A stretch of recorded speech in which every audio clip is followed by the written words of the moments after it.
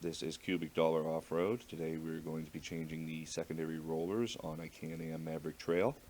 This video will be dubbed over as the original video recorded without audio. To do this job you will need a small hammer, a punch of some sort to push out the spring pins in the roller bolts. We need a T27, a T30, and a T40, some blue Loctite, some very fine Scotch-Brite, the belt tool for installing and removing the belt on your machine, and a spring compressor which should be available soon on Cubic Dollar Off-Road. Chances are it's actually already available.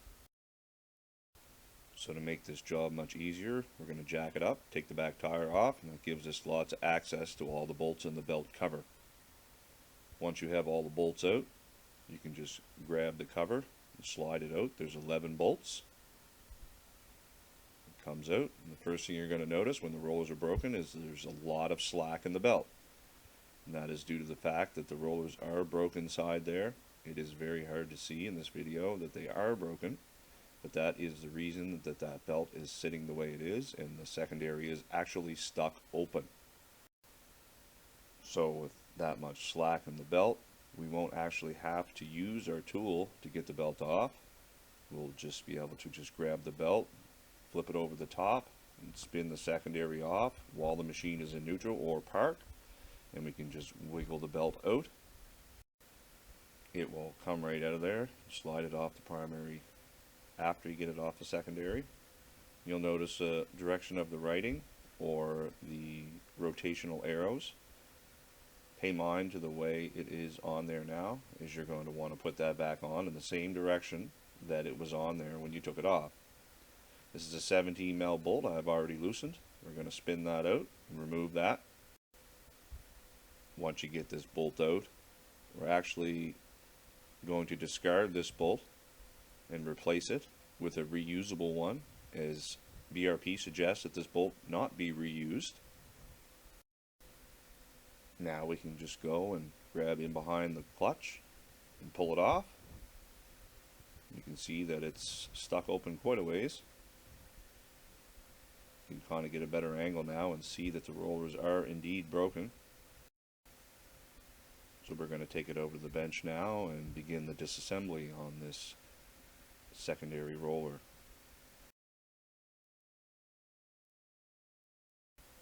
We're at the bench here now.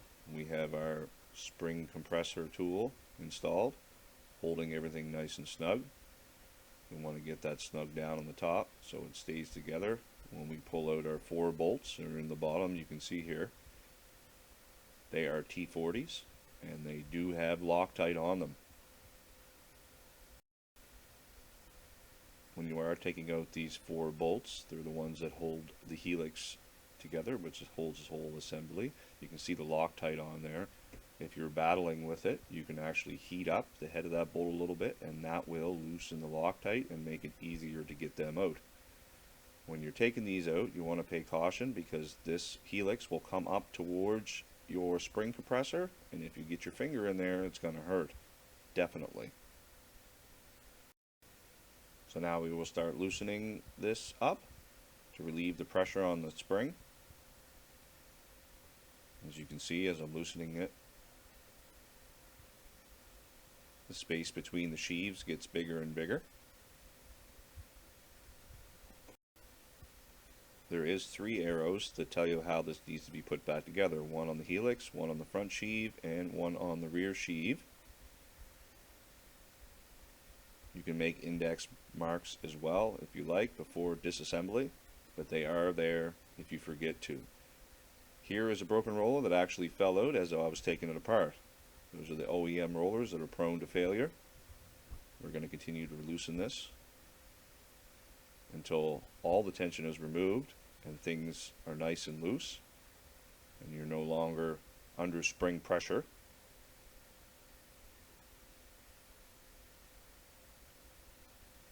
Once that happens, we can go ahead and remove our spring compressor tool.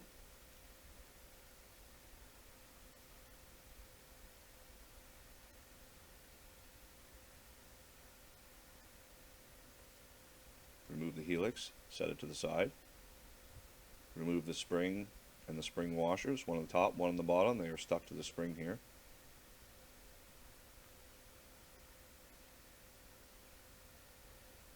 As you can see, there's another half of a broken roller still stuck in the hole.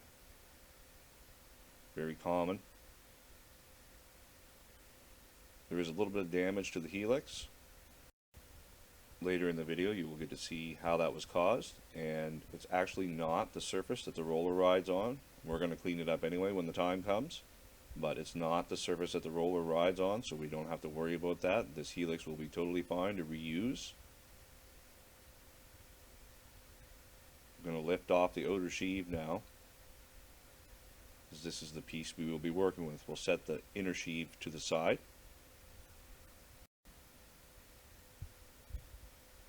Here you can see the bolts that we have to remove, one on each side for the two rollers.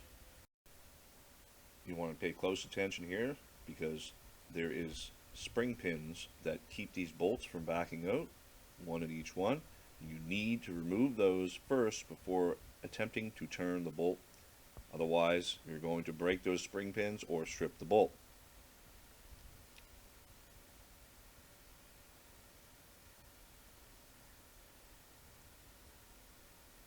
Need some kind of a punch that's going to fit in that hole that's the same diameter as a hole. I had an old screwdriver here. I just filed the end off to make it flat. A couple of taps and those spring pins will pop right out and drop out underneath. It shouldn't be hard at all when you get the right setup.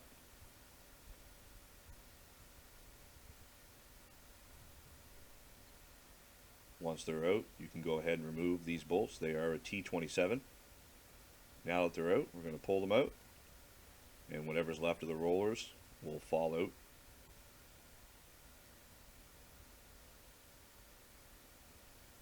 You can see here another broken piece.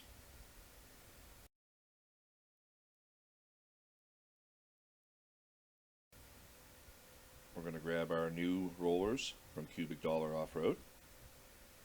We're going to start putting those in now. You can just flip this over and just shove it in through the back. You want to pay attention that the washer is still on the bolt.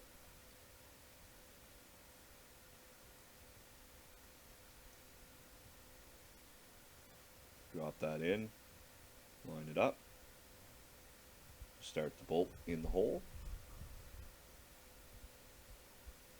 spin it around, grab your other one, drop that in there, same thing, get that started.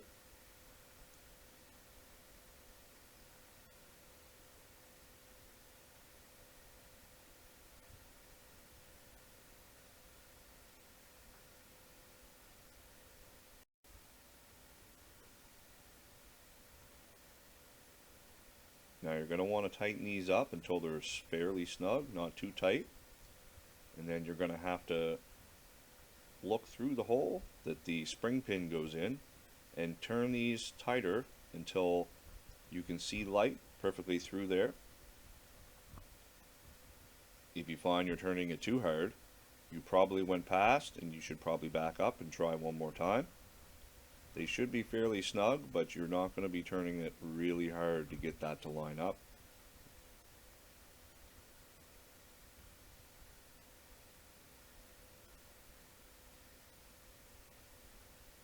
You just drop your pins in with your hand and then tap them in with a punch of some sort. Now this one got stuck because my bolt wasn't perfectly lined up. This one goes in no problem at all.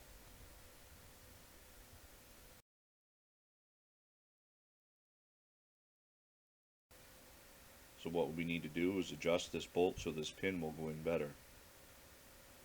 So the best way I found to do that is just to take the tool you use to remove the pin, shove it in the hole from the other side, and just turn the bolt until that slides in perfectly. Once that happens, then the spring pin will go in no problem at all. Now our Cubic Dollar off-road rollers are fully installed and spin freely, nice in there.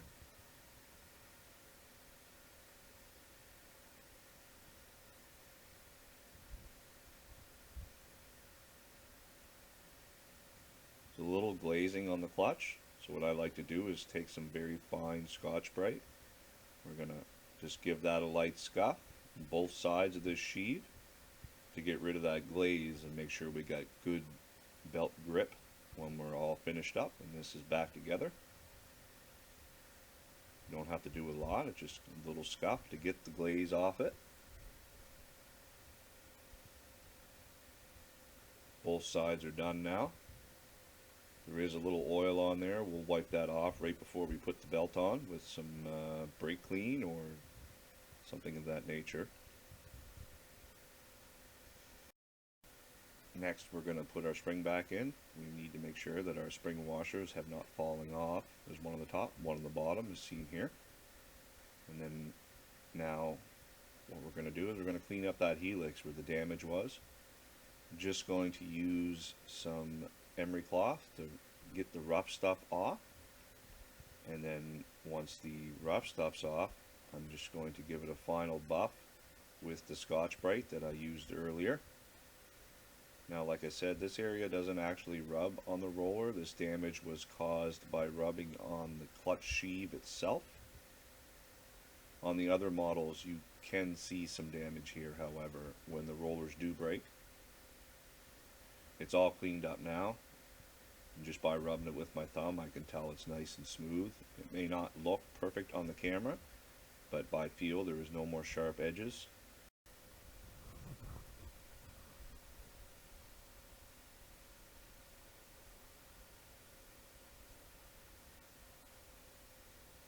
So I'm going to show you where that helix was rubbing. It wasn't actually rubbing on the roller pins, it was rubbing on the spaces between. Really hard to see here, but there is a little scuff mark there and there. You can see that the area where the rollers actually ride is still in perfect condition and will not be an issue to premature wear on our new rollers. So when we put this together, I've gone and made some index marks to see it easier on camera where the 3 arrows are. They're all lined up. We're going to put it together that way where they're all pointing together. We put our spring compressor tool back in once everything's assembled, and then start screwing it down and tightening the spring up. You want to be careful that you don't come down on top of the roller. We don't want to damage the rollers or the helix that way, so make sure that's twisted and in the right spot, and then continue to tighten that down. Now sometimes when this is going down, the helix will actually jam up on the shaft of the lower half. You can see this shaft here. So if it does that, you can grab the helix and give it a good hard push down and wiggle it around, and when you find the right spot, that'll pop down over. And once that happens, you can continue to tighten down the spring.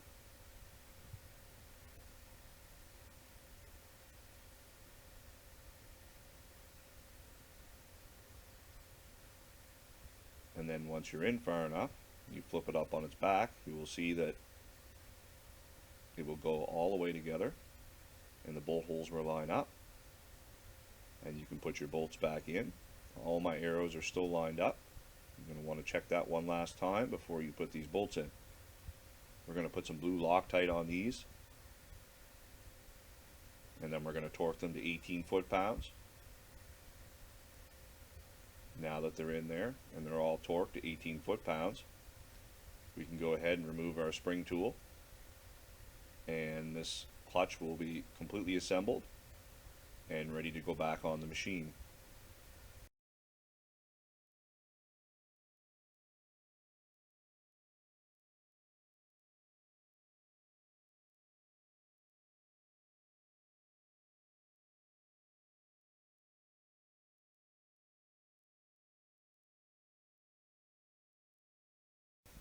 Now that everything's back together and assembled, you can see that the clutch is completely together now. It's no longer stuck open.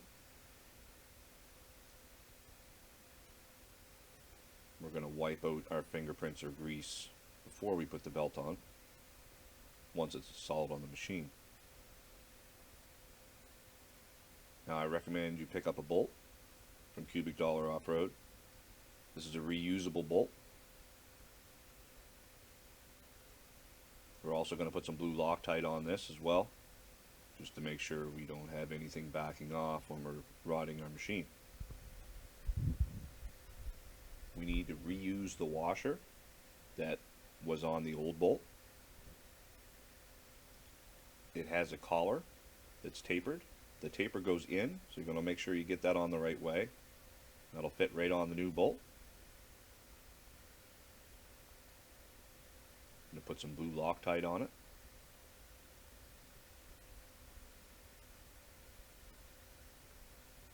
Now this is ready to go together. When you're putting this on, it can be hard because this shaft will spin freely if you're still in park or neutral. So what I like to do is either stick it in reverse or low. And once you do that, that shaft is not going to want to spin as easy. It will make a much easier time of putting this pulley back on. So just set that up on, wiggle it around until it starts to go on, spin it around a little bit and give it some wiggles. And once it finally finds its home, it'll pop right on just like that. And you can see the back tires are trying to turn now. That's how we know we're locked in tight.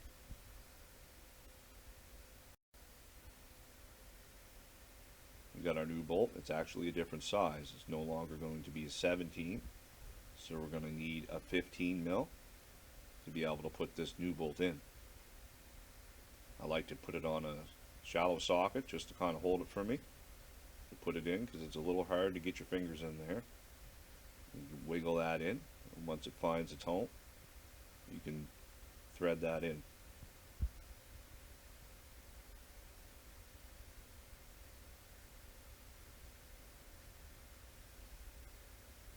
That needs to be torqued to 52 foot-pounds. You can see that all our arrows are lined up fairly well. It might be off slightly, but that's fine. As long as they're pointing all in basically the same direction, it's totally okay.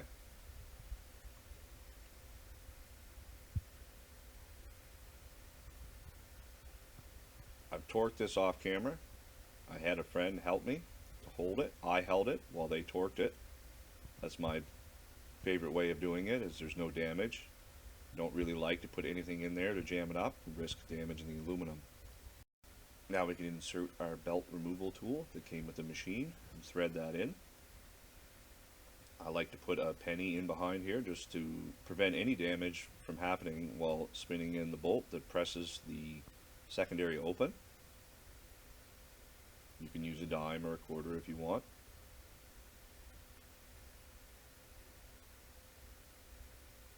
Now that we have it opened up far enough to get the belt on, we're going to get our belt. And pay attention to the way we took it off. We're going to put it back on the same way. The BRP belts actually have a rotation arrow, so the belt runs across the top towards the front. We're going to start by sticking the belt on the primary, hook it over the top of the secondary and just rotate it a little bit. You're going to want to put it neutral before this part so it'll spin.